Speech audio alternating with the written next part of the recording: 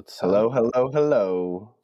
Hello, we're starting. Welcome. I was trying to catch Cristiano saying some dumb stuff, but Catch me slipping? You'll never catch me slipping. did you do anything fun today? Work? Nothing That's all. special. No, I worked. I watched LCS, and I lost League of Legends games, ranked games to be Nice. specific. Yeah, I got a haircut. I can tell, dude. You look sweet. You look almost as Thank you. sweet as your bro. The best feeling ever is when you just like feel the back of your hair after True, like a the nice nape of fade. your neck. Oh yeah. Yep. Oh, so satisfying. So pretty exciting stuff. We got playoffs coming up next week. Welcome. We're in the golden land. I was prepping for today and thinking, oh, thank God we don't have to talk about CLG for at least a couple months. Dude, CLG has been looking better though. That's true. Finn has been popping off. He's making a case for himself as an upper half top laner for sure. That's what I was saying, dude. If this team had the whole team, I could easily have seen them kicking out. If they had Broxer from the start of the split, I could have seen them kicking out EG or Doing someone. some damage. Yeah, for sure. But also, I think maybe it'd be a good time to talk about MVP frontrunners. A contentious topic, yeah. The clear standout for me would be Blabber. I thought Perks was also pretty good this split. Alfari, Power of Evil. Those are names that jump to mind. I think a lot of people have been saying Alfari, but I would still argue, like, as a whole, I was more impressed with Blabber. I thought he carried C9 harder than Alfari carried TL. Yeah, I think we're on the same wavelength on Blabber as a strong contender. I feel like he just never loses a matchup, and people try to squeeze him out in draft. He goes to things like Rek'Sai, crazy stuff you don't expect, and he's just such a benefit for Cloud9. Do you feel like any of the Dig members, like Aframu or Dardoch, deserve to be in this conversation at all? Okay, watching this weekend's games, I really put my goggles right onto Neo, and he was doing some crazy stuff. I was really liking a lot of very aggressive positioning on champions like Xayah, some flashes forward, and I'm playing ADC myself right now. So I know that feeling when you see there's that moment you can flash in and potentially turn the entire fight in your team's favor, and that feeling's so hype, and so I like seeing him going for those. Mm-hmm. But that being said, I don't think he's MVP. I just wanted to top it up. Yeah. I think Aframu has looked pretty good this season. I think last week, talking about playoffs, I would have said that Dignitas is the one team I don't want to see in the first round, especially from TSM. I feel like Dignitas just has TSM's card for whatever reason. Like, whatever the formula is, they can't break Dignitas, it seems. They had 2 convincing wins over them this season. But I think after last week, Dig kind of fell to earth a little bit, and some of our other teams looked a bit better. Like, I think EG, TL especially, looks much, much better coming into this playoffs picture. Like if I was TSM, right, and last week I had the choice of playing Dignitas or TL, I would have picked TL first because you can knock them down fast and then improve another week to take on Dig, but it seems like that has happened over this past week. Yeah, I almost wonder if they've been trying to ramp up. But not even once I say that, it doesn't make so much sense. Teams like G2 would do that, but that was more because they had played with each other for so long. The whole team was kind of on the same wavelength. But I don't think this TL team quite has that cohesiveness. Yes, but they've definitely, like you said, very steep upward improvement the past couple weekends. I think G2, one of the reasons why they tend to ramp up in playoffs is because they're a very experimental team and they'll try out a lot of different picks and things throughout the season. And when you have best of ones, it's a little easier to drop those games when you're not playing a refined play style. And then once they'll just bring it all together in the end because they kind of cruise. They don't need to try too hard in the regular season. They can just cruise into playoffs. Mm-hmm. And I feel like we didn't really have the same team this season. You could kind of argue C9, but they've had some humps at the end, and it looks like TSM have almost caught up to them, in my opinion. Yep. Just as we've talked about the teams a little bit, I think it's almost completely solidified my opinion on Blabber as MVP. Just thinking about other players, I feel like Alfari had a shaky midseason a little bit. I feel like him, or maybe it was the communication within TL, I don't know, but his performance definitely dipped in the middle. But like I said, I feel like Blabber has consistently been a rock for Cloud9 in a meta where jungle is so important. Mm-hmm. Yeah, I just think Alfari is just the best top laner, but I don't think he is the most valuable player on his team. But I do think that Blabber is the most valuable player on his team. So it's kind of, I don't know. That's how I kind of stand. That's why I lean towards Blabber a little bit. But going into our... Go on. I was going to derail us a little bit. I was going to say that speaking of members who might be better of him on his team, Core JJ has had a very good split, as per usual. Core JJ's had a mediocre split, dude. I don't think so. Some of those Rel engages, ooh, so sweet. But maybe that's a Rel thing more than a Core JJ thing. I mean, I remember in the playoff tournament, he had some awesome engages on Rel. Yeah, for sure. But tactical. So going to our first series of the week, we have TL versus TSM. I think the easy person to point towards in this series is tactical. I feel like he has had a lot of mid-game errors where it seems like he's just kind of bored of the game state and he wants to make something happen when he doesn't need to, kind of like a solo queue error. But he consistently has these errors, and then sometimes TL can even be ahead. And then he'll die and he's the main threat, and then I don't care how far ahead of you, a 4v5 is like hard to win. And it's a weird thing because I feel like we didn't see this earlier in the split, or even from what I can remember, like last split, he didn't seem to be making these weird mistakes where he's just like getting caught by Cinderella twice in a row a few weeks ago, stuff like that. It's definitely concerning because ADC, I think jungle and ADC and maybe mid are like the strongest positions right now. I just named 3 out of 5 positions, but whatever. I did hear that Tactical was having some burnout problems for whatever that. And with that being said, he's only been in the league for a short period of time. This happened to Stixay too, if you remember correctly. He had like a really good first couple splits, and then he just burned off. Like he popped off at MSI with CLG, and it kind of shows.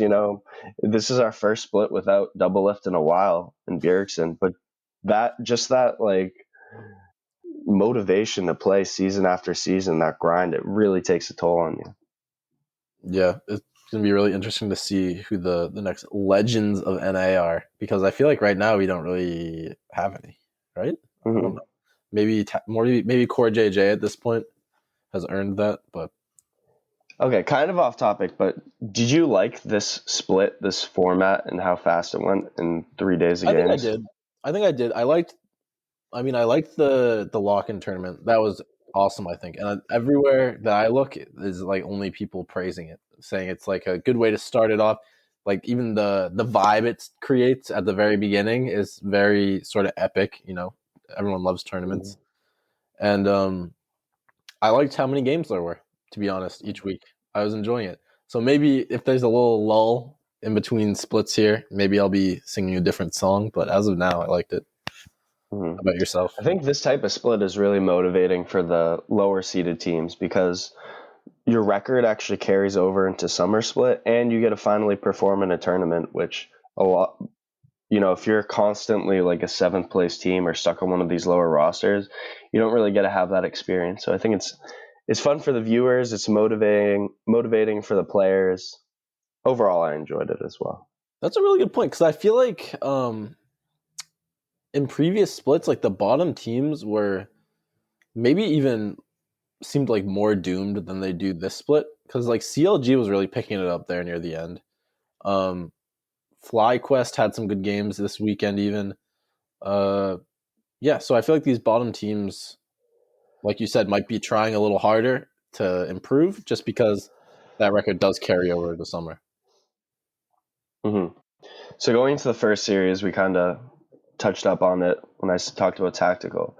But TL versus TSM, kind of what are your big things that you're looking for in this series to lean towards one team or the other, and who do you ultimately think will take it? Mm-hmm. So I think the mid lane is largely neutralized as these two players have been showing off their stuff this season. They're both like really big into control mages. We even saw Veigar at a Jensen last weekend, and I feel like both of them would just really enjoy those scaling picks. So probably not too much popping off in the mid lane. I'm a jungler at heart, so where I'm really interested is the jungle. We have Spica against Santorin, and I feel like Santorin had a really good weekend last weekend. He was definitely a great asset to TL. And I've been singing Spica's praises kind of since TSM won me over, like in the second or third week. But so yeah, I'll be really interested to see sort of how that develops, and how we talked a little bit about jungle meta last week, sort of how the jungle draft pans out, if we'll have any focused bans around it. Mm-hmm. I think with the mid lane, I'd agree though for the lane state, it's largely neutralized, but I think Power of Evil, I'm pretty sure his damage per minute is the highest of mid laners in the NALCS, and I think he converts from lane phase to the mid game a lot better than Jensen has this season. I'm pretty sure Jensen had really good lane stats in just terms of like pure gold, like deficit against his opponent. But in terms of what you do with that gold, Power of Evil hasn't beat by a mile. And Power of Evil has never been a player that dominates in the lane phase. So I think if they can go neutral in the lane state, I would clearly give that advantage to CSM in my mind. So And then I think, the support matchup is interesting. I think Sword Art has really turned around his playstyle a bunch.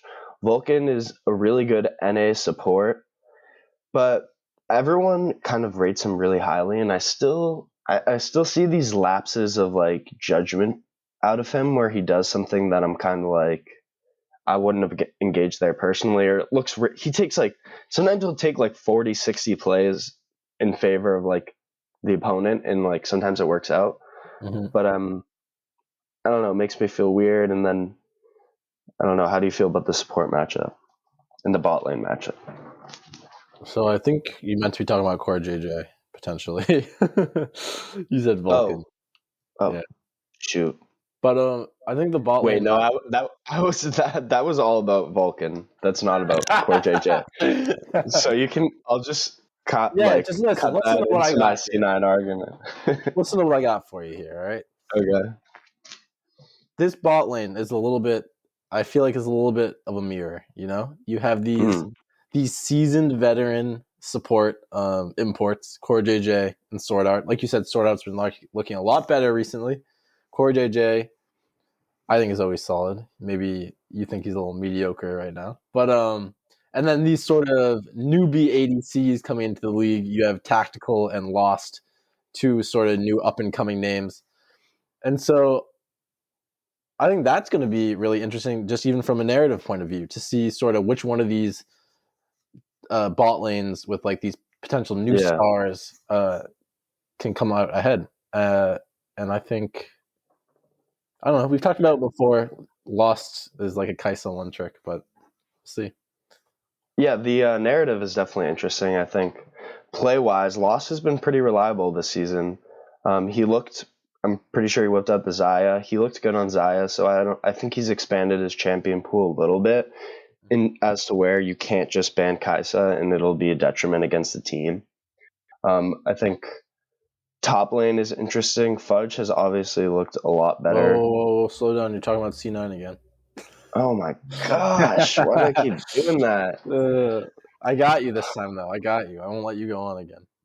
I thought maybe you Yeah. were talking about Core JJ last time, but now I know. Why do I keep thinking about this? I'm just tired. So today I decided to not have coffee because I wanted to see if I could go a full day, and I've just slept for like 3 hours, and now I'm just brain Did you fog. make it? Yeah, I made it. I almost lapsed and had some tea. But Lovely. Good for you, but man. all right, so I guess moving on to the top lane since we talked about the other positions. Yeah.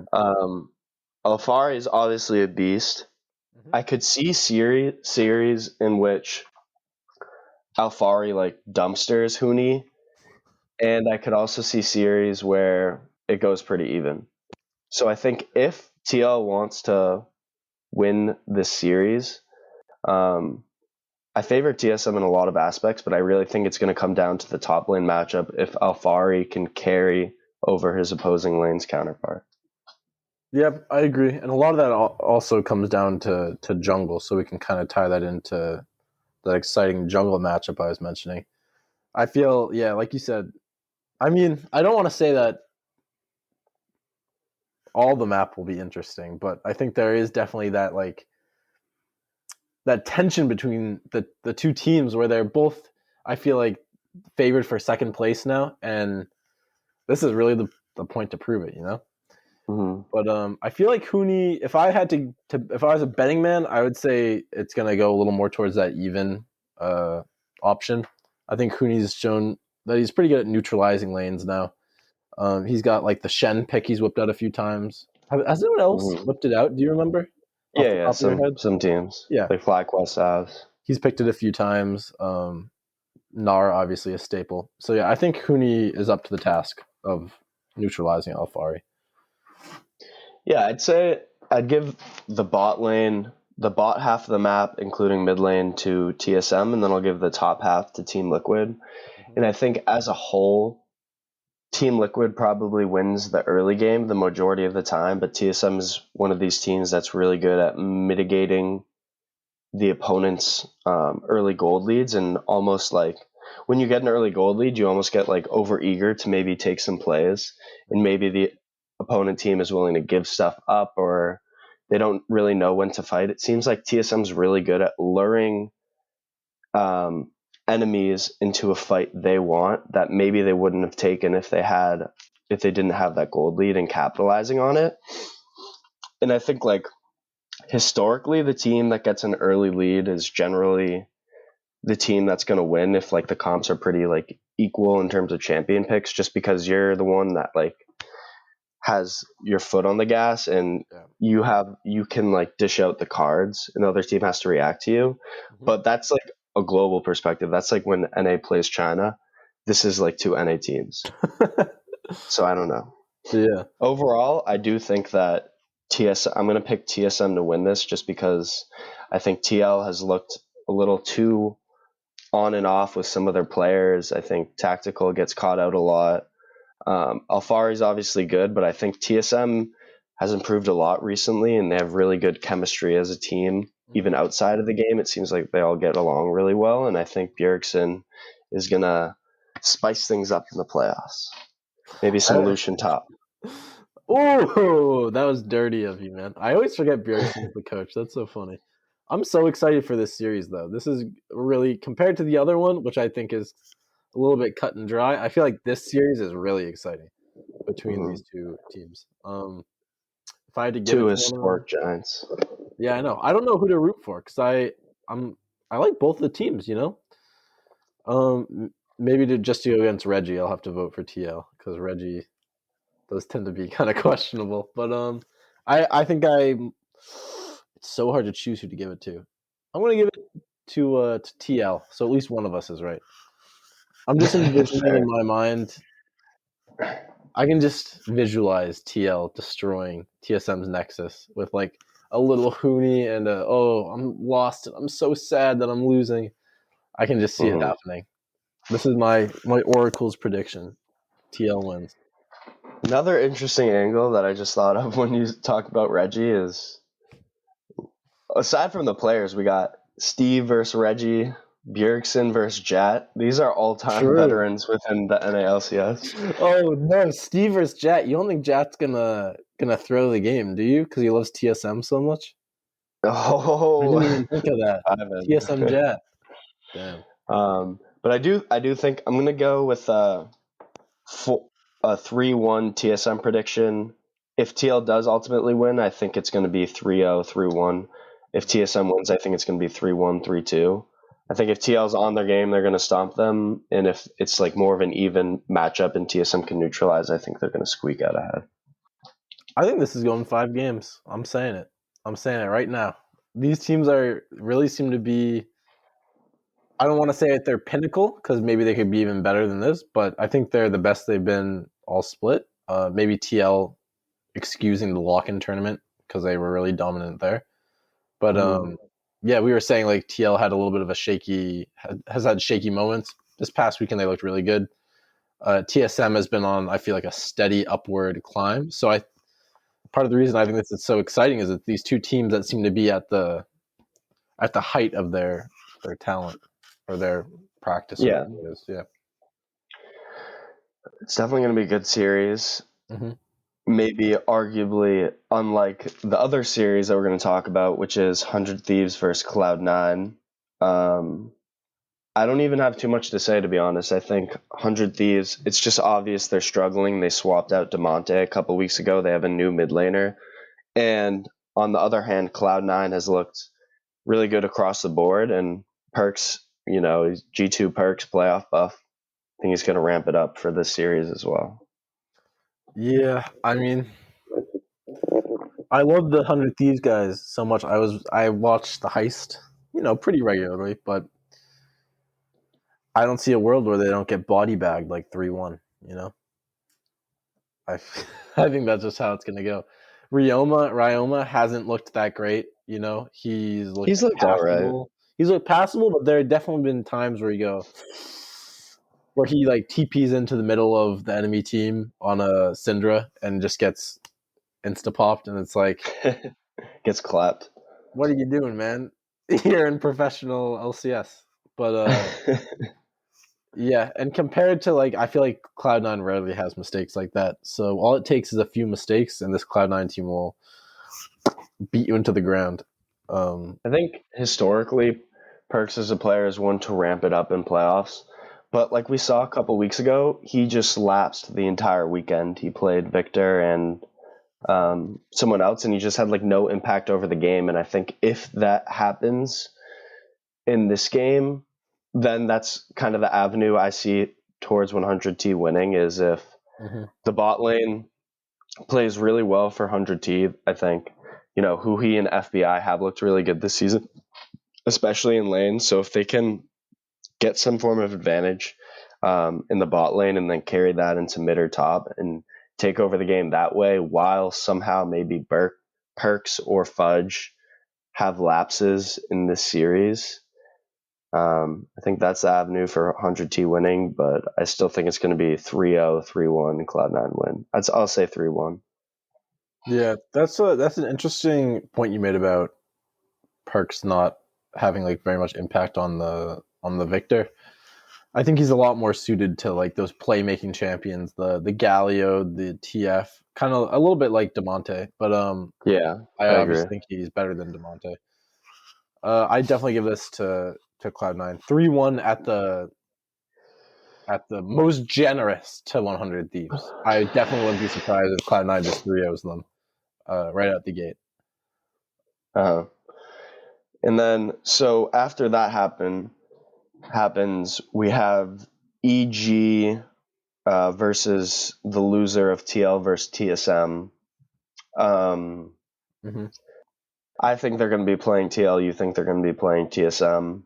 Yeah. But I think EG did look a little bit better last week. Definitely, yeah.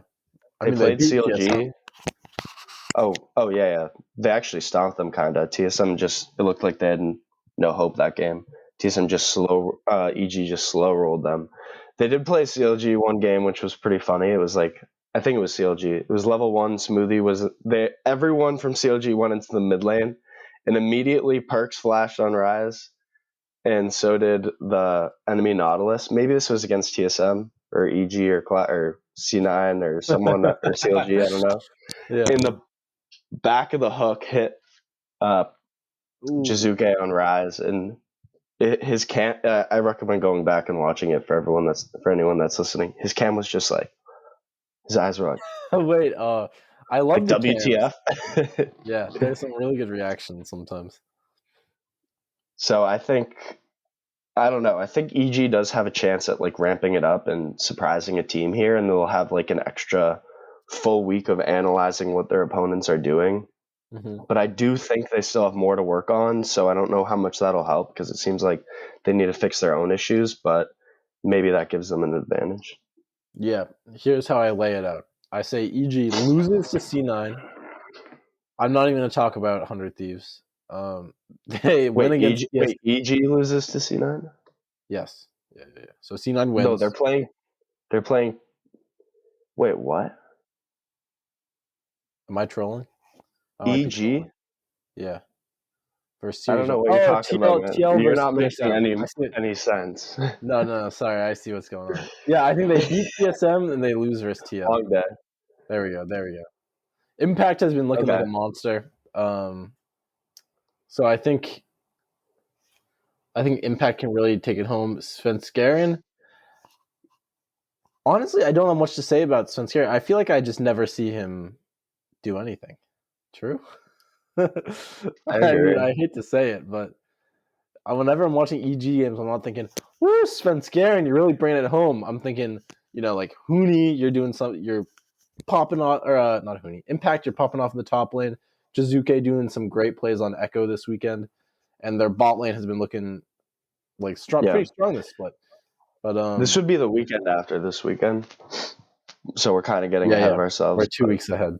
Yeah, I'm just so I excited think about playoffs. I actually think that's a good point though. If TSM does lose to TL, I think it's going to be through topside play and Alfari dumpstering Hooney. So I think you can recreate that with EG if you give top lane Renekton, you give Impact Renekton, Oh and yeah, I think Nidalee could be a contested pick in that series because Svenskaren's played it in the past, so is Spica. So if whichever team gets like the Renekton, Nidalee, which maybe EG comes out the gate with, they could find their way to stomp that yeah. first game and get a momentum shift. That's a good point. That sounds like such a strong like duo for EG, who's really Impact has shown he's a god on this Renekton. He's using both the Prowler's Claw, which I could never get to work, and the Stride Breaker builds. And Nidalee, obviously, that great pick with Renekton to guarantee the Javelin land for the burst damage. Do you see Nidalee as a contested pick in any of these series, or do you think it's kind of going to stay between like Olaf, Lilia, Hecarim, with maybe Nidalee and Skarner right below that? How do you feel about the jungle pool? So this isn't on this current patch, right? Because on this current patch, I was seeing Lilia's cooldown for her ultimate is nerfed by 20 seconds at each rank, which is pretty huge. But so if it's on that patch, I think if it's on this current patch that we're on now live, I think Lilia might be out because, like I said, 20 seconds is really big, especially in professional play where like people really time things really well. But if it's not nerfed, Aside from Lilia, aside from Lilia, aside from Lilia, no, because I don't even know if that's going through. I'm pretty sure we're not playing with that nerf. yeah. So I think Lilia. I said aside from Lilia, buddy. I know. I'm saying if she's unnerfed, I think she might be the strongest jungle pick, just because the versatility of the builds is really good. How you can go AP with like Leandries and what? You just hate me talking about Lilia? I love Lilia. I said aside from Lilia like twice, and then you go, "Well, I think Lilia is the best." Yeah, but okay, fine. What about Nidalee, bro? I said Literally, Nidalee. I don't care I about mean, Lilia. okay, Nidalee, I think is. I might make you mad by saying this, but I think Nidalee is just runner up to Lilia. Lilia is superior with the Moonstone build. She like heals more than Nidalee, so if you're gonna Mm-hmm. play Nidalee for the healing, it's a little weird. And I think her utility is much higher than Nidalee. So maybe if Lilia is banned, you see Nidalee, or specifically with like that Renekton or maybe Pantheon or TF pick, any of these point and click CCs. Nidalee obviously goes really well with. Mm-hmm. But I think Nidalee needs a little more setup than these other junglers to like function in a draft. Yeah, I definitely think if I see Nidalee ahead, she's always still pretty squishy and can get caught out pretty easy and can't dumpster over games like a Hecarim or Olaf can. I don't know what the Skarner priority is looking like. It seems like if like Lilia, Olaf, Hecarim are banned, that's when or like some combination of that, maybe you want the Skarner.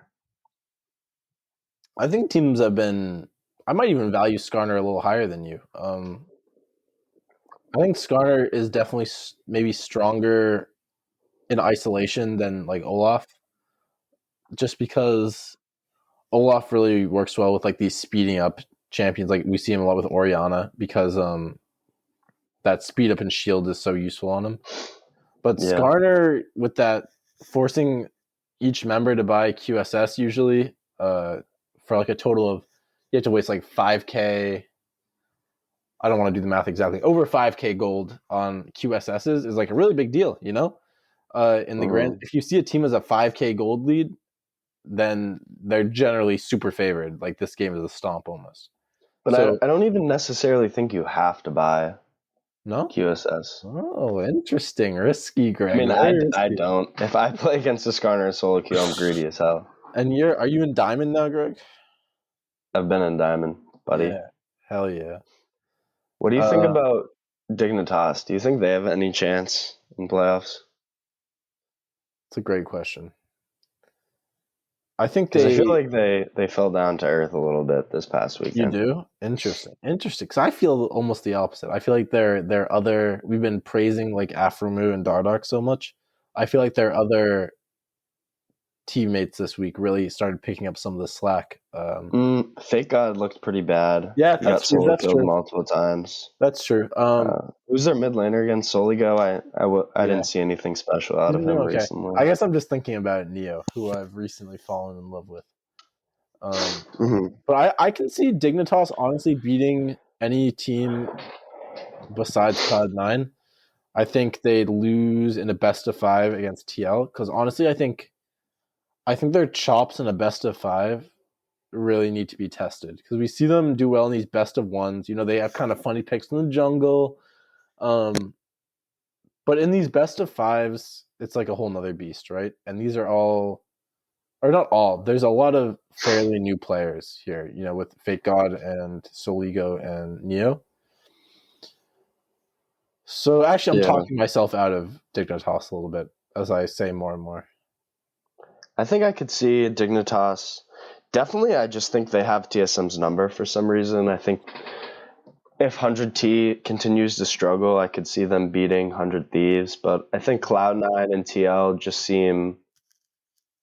they seem kind of untouchable for me. And if I'm Dignitas, I don't think they have like any real chance. I just think there's too many skill disparities and stuff. TSM as a team kind of functions similarly to Dignitas, where they win the game through like calculated team fights, which is one of Dignitas' strengths, where they let Dardoch run free in the early game, and it seems like some of the other junglers can kind of counteract that weird jungle pathing he does in the early game and abuse him. But because TSM's early game is so weak, they can't really get an advantage out of that like some of the other teams. Yeah, so specifically they're going up against either Cloud9 or 100 Thieves, which is a little bit bleak because we've given Cloud9 or we've given 100 Thieves almost no chance to win, and Cloud9 is like that one team I said I think just wins against Dignitas 100% of the time. So I'm sorry, Dignitas, but I don't see you getting much further than round 1. So then we both think Cloud9. Cloud9 versus the winner of TL versus TSM. You think TL is going to win. So do you think TL beats Cloud9 in that situation? Or do you think Cloud9? That's a great powers question. through? That's another like turbo hype matchup, even more than the TSM one, right? Because this is the lock-in tournament rematch, and they beat them. Then the question is, has this Cloud9 team ramped enough? And I think Cloud9. I give it to Cloud9. I think Fudge has improved drastically. Obviously, we said that over and over again, but it's so true because that was like the one weak spot of Cloud9 in the lock-in tournament, right? And now that they've sort of shored that up, I have a hard time seeing many weaknesses at all. Besides, Well, they shored it up, but Alfari did dumpster him in the lock-in tournament. yeah. So I think that's maybe like egging in the back of his mind as a little nervousness. sore, a little cold sore. And I don't know, but I think if they play TSM, I don't know, TSM always has this playoff buffs that like I'm just like I'm a TSM stan. Yeah, they do have like legendary playoff performances. And they have Bjergsen and just all the history. Regardless, though, I think it's going to be a really exciting playoffs. I feel like there's good matchups, maybe some not as good, but the 100T versus C9, we're expecting to not be good, but that's all the reason it could be good. And 100 Thieves are the underdogs. They're coming into it with chip on their shoulder to prove everyone wrong. I think they're hungry. They want it just as much as everyone else. That's true. Maybe Cloud9 underestimates them, so we can be pleasantly surprised. And then TL versus TSM should be a banger, hopefully. Yeah.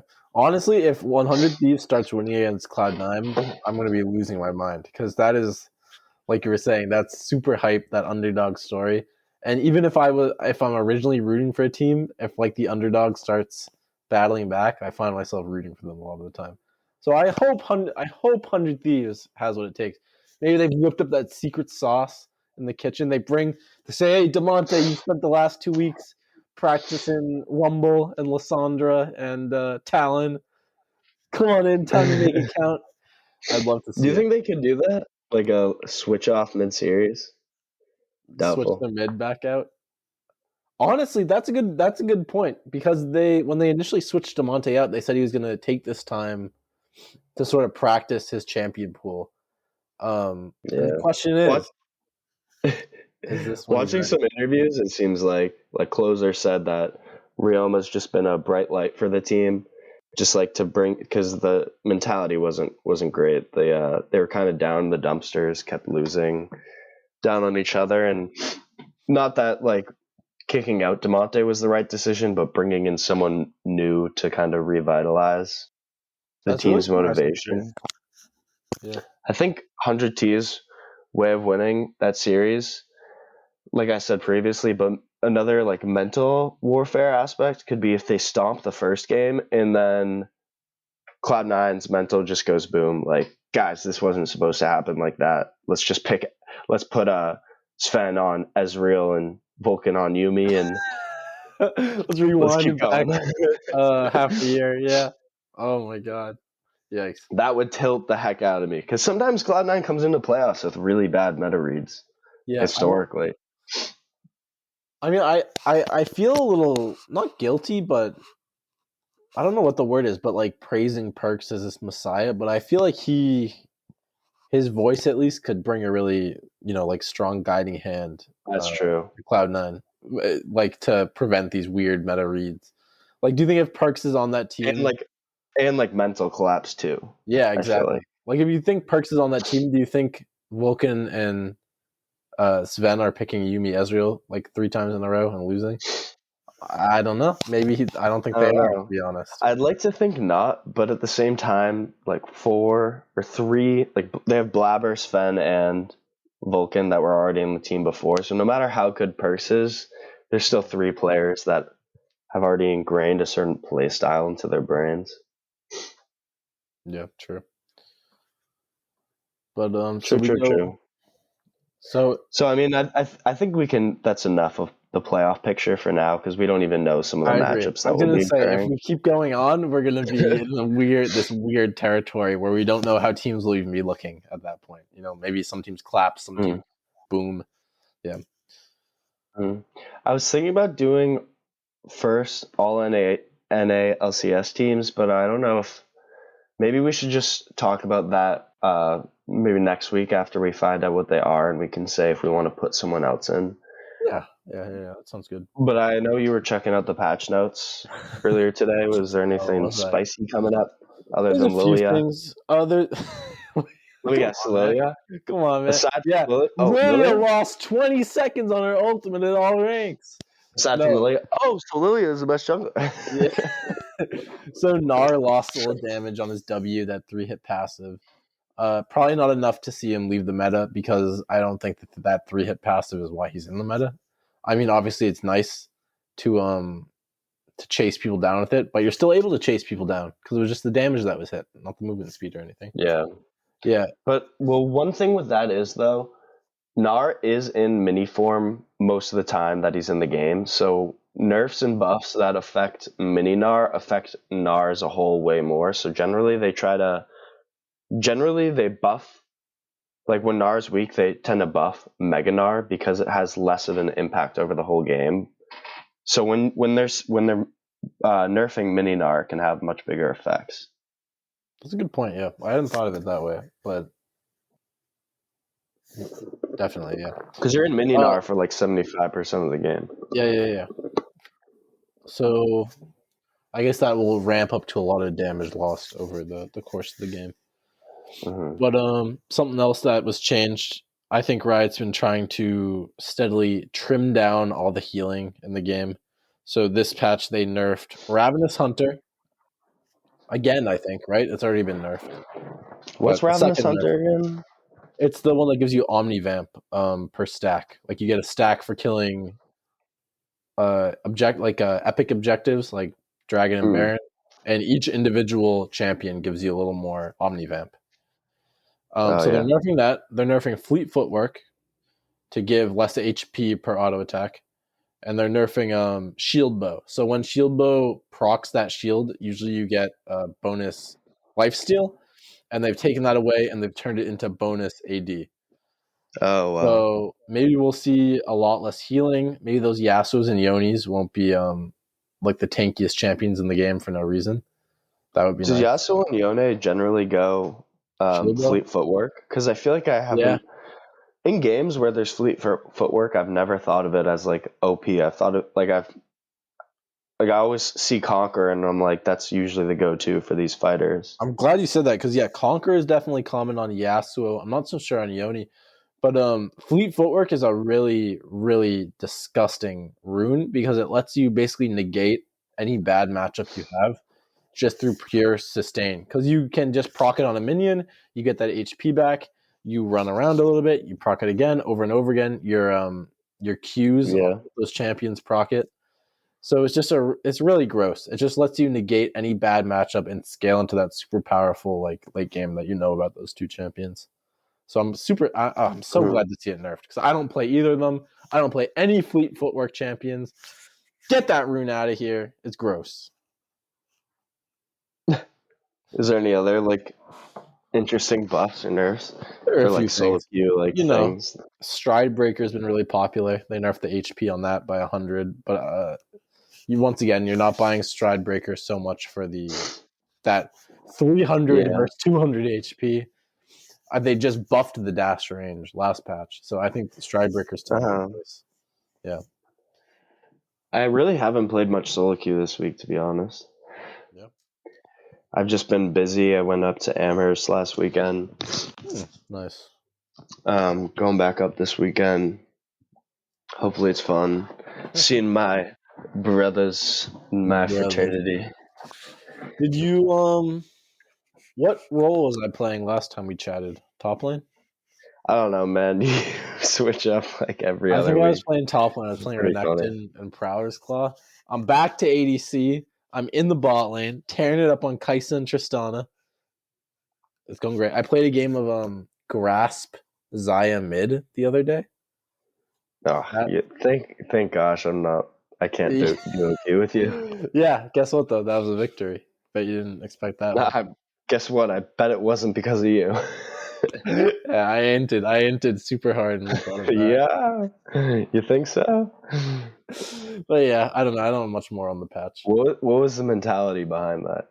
All right, ready? It wasn't like that planned. I was our mid laner picked Brand and they picked Lucian into it, and I said, Brand, I'll go mid if you want, because I was later in the draft because that's not a great matchup. And he took too long to answer, so I couldn't think of a champion. So I locked in Xayah.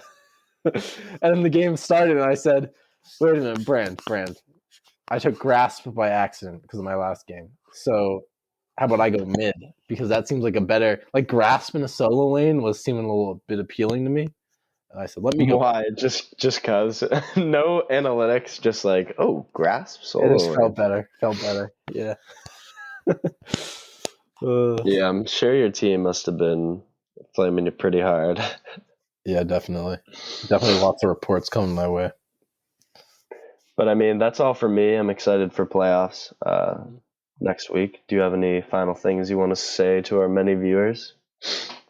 Not so much. Just I'm sure we'll be back next week with, like you said, some really exciting games that we can talk about and dive into. And remember, look up the Jizuke, the EG games from the past weekend, just so you can see that level 1 play where he's like, where he's like just a deer in the headlights. He's like, oh, he's like, oof. All right, but yep, this is episode 7 of Double Buffs.